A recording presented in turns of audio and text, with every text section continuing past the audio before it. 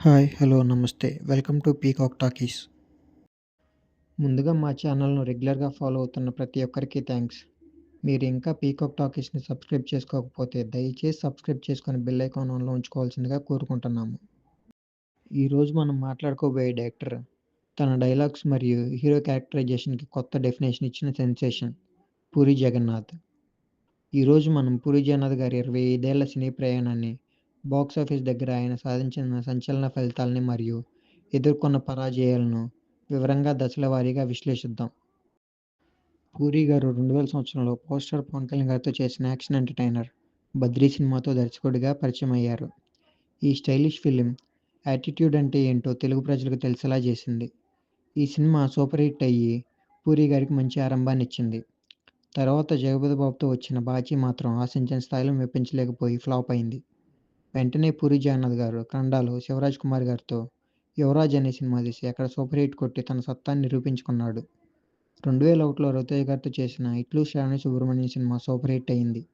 ఆ క్రమంలోనే రవితేజ గారిని మాస్ హీరోగా తిరుగులేని స్థాయికి తీసుకెళ్లిన సినిమాలు 'ఇడియట్' మరియు 'అమ్మా నాన్న తమిళమ్మాయి'. ఈ 2 చిత్రాలు వరుసగా back to back super hits అవ్వడమే కాక, పూరి రవితేజ కాంబో అంటేనే బాక్సాఫీస్ గ్యారంటీ అనే పేరు తీసుకొచ్చాయి. 2003లో నాగార్జున గారితో తీసిన పోలీస్ యాక్షన్ డ్రామా 'శివమణి' కూడా హిట్ కొట్టింది. తొలి 4 ఏళ్లలో వరుస విజయాలతో పూరి గారు ఇండస్ట్రీలో బలమైన స్థానాన్ని సంపాదించుకున్నారు. వరుస హిట్స్‌తో ఉన్న పూరి గారు, అలాగే 'సింహాద్రి' లాంటి బ్లాక్ బస్టర్ సినిమా తర్వాత ఎన్టీఆర్ గారు కలిసి 2004లో 'ఆంధ్రావాల' అనే సినిమాకి పనిచేశారు. 'ఆంధ్రావాల' సినిమాకు అప్పటి వరకు లేని స్థాయిలో అంచనాలుండేవి. కానీ 'ఆంధ్రావాల' సినిమా అభిమానులను మరియు ప్రేక్షకులను తీవ్రంగా నిరాశపరిచే బిగ్ డిజాస్టర్‌గా నిలిచింది. ఇది పూరి గారి కెరీర్‌లోనే అతిపెద్ద డిజాస్టర్. ఈ దెబ్బ నుంచి కోలుకొని తన తమ్ముడు సాయిరామ్ శంకర్‌తో ఒక youthful entertainer love story 143 cinema తీసి డీసెంట్‌గా హిట్ కొట్టి అందరిని మెప్పించాడు. 2005లో నాగార్జున గారితో రెండోసారి చేసిన స్టైలిష్ యాక్షన్ ఫిల్మ్ 'సూపర్' మాత్రం బిలో యావరేజ్‌గా నిలిచి అంచనాలను అందుకోలేకపోయింది. పూరి గారు 'సూపర్' లాంటి యావరేజ్ సినిమా తర్వాత సూపర్ స్టార్ మహేష్ బాబు గారితో 'పోకిరి' అనే సినిమాని తీశారు. ఈ సినిమా ఇందిరా కలెక్షన్ రికార్డులను బ్రేక్ చేసి టాలీవుడ్‌కు న్యూ ఇండస్ట్రీ హిట్‌గా నిలిచింది. 'పోకిరి'తో మహేష్ బాబు గారికి దక్కిన ఈ మాస్ ఇమేజ్, పూరి గారి డైరెక్షన్ టాలెంట్ ఇండస్ట్రీని మరో స్థాయికి తీసుకెళ్లింది. 'పోకిరి' తర్వాత పూరి గారికి తిరుగులేదనుకున్న సమయంలో ఆయన మళ్ళీ డైరెక్షన్‌లో వరుసగా మాస్ హిట్స్ ఇచ్చారు. 2007లో అల్లు అర్జున్ గారితో చేసిన 'దేశముద్ర' సినిమా బ్లాక్ బస్టర్ అయింది. అదే సంవత్సరం రామ్ చరణ్ గారి డెబ్యూ సినిమా 'చిరుత'ను డైరెక్ట్ చేసి సూపర్ హిట్ అందుకున్నారు. ఆ తర్వాత 'ప్రభాస్‌తో చేసిన 'బుజ్జిగాడు' సినిమా మాత్రం బాక్సాఫీస్ వద్ద యావరేజ్‌గా నిలిచింది. 'ప్రభాస్‌తో చేసిన 'బుజ్జిగాడు' సినిమా తర్వాత 'నేనింతే' మరియు 'ఏక్ నిరంజన్' సినిమాలు వరుసగా బాక్సాఫీస్ వద్ద ఫెయిల్యూర్‌గా నిలిచాయి.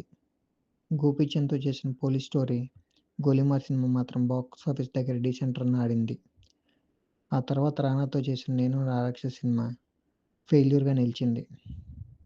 ఆ తర్వాత మళ్ళీ మహేష్ బాబుతో 2012లో 'బిజినెస్ మ్యాన్' అనే సినిమాతో సూపర్ హిట్ కొట్టి తన స్టామినాను నిరూపించుకున్నాడు. కానీ వెంటనే రవితేజతో చేసిన 'దేవుడు చేసిన మనుషులు' ఫ్లాప్ అయింది. ఆ తర్వాత ఫస్ట్ సినిమా తీసిన పవన్ కళ్యాణ్ గారితో 'కెమెరామన్ గంగతో రాంబాబు' సినిమా తీశాడు. ఆ సినిమా తెలంగాణ కాన్ఫ్లిక్ట్ వల్ల హిట్ అవ్వాల్సిన సినిమా అబోవ్ యావరేజ్‌గా మారిపోయింది. పవన్ కళ్యాణ్ గారితో చేసిన 'కెమెరామన్ గంగతో రాంబాబు' సినిమా యావరేజ్‌గా నిలవటం వల్ల ఈసారి ఎలాగైనా హిట్ కొట్టాలని అల్లు అర్జున్ గారితో మరోసారి జతకట్టి 'ఇద్దరమ్మాయిలతో' అనే సినిమాని తీశాడు. కానీ ఆ సినిమా బాక్సాఫీస్ వద్ద ఫెయిల్యూర్‌గా నిలిచింది. ఆ తర్వాత 'నితిన్‌తో హార్ట్ అటాక్' అనే సినిమా తీసి డీసెంట్ హిట్ కొట్టాడు. 2015లో జూనియర్ ఎన్టీఆర్‌తో 'టెంపర్' అనే సినిమా తీసి పూరి గారు, ఎన్టీఆర్ గారు స్ట్రాంగ్ కమ్‌బ్యాక్ ఇచ్చారు.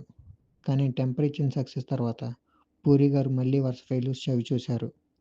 ఆ తర్వాత వచ్చిన 'జ్యోతిలక్ష్మి', 'లోఫర్', కళ్యాణ్ రామ్ గారితో చేసిన 'ఇజం', కొత్త హీరోతో చేసిన 'రోగ్', బాలకృష్ణ గారితో చేసిన భారీ యాక్షన్ ఫిల్మ్ 'పైసా వసూల్', ఆకాష్ పూరి గారితో చేసిన 'మెహబూబా' లాంటి సినిమాలు ఏవీ ప్రేక్షకులను మెప్పించలేకపోయాయి.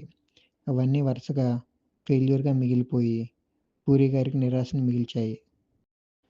అలా వరుస ఫెయిల్యూర్స్‌తో ఉన్న పూరి గారు డీలా పడ్డారు అనుకున్న సమయంలో తన మార్క్ మాస్ ఎంటర్‌టైనర్‌తో బలంగా బౌన్స్ బ్యాక్ అయ్యారు.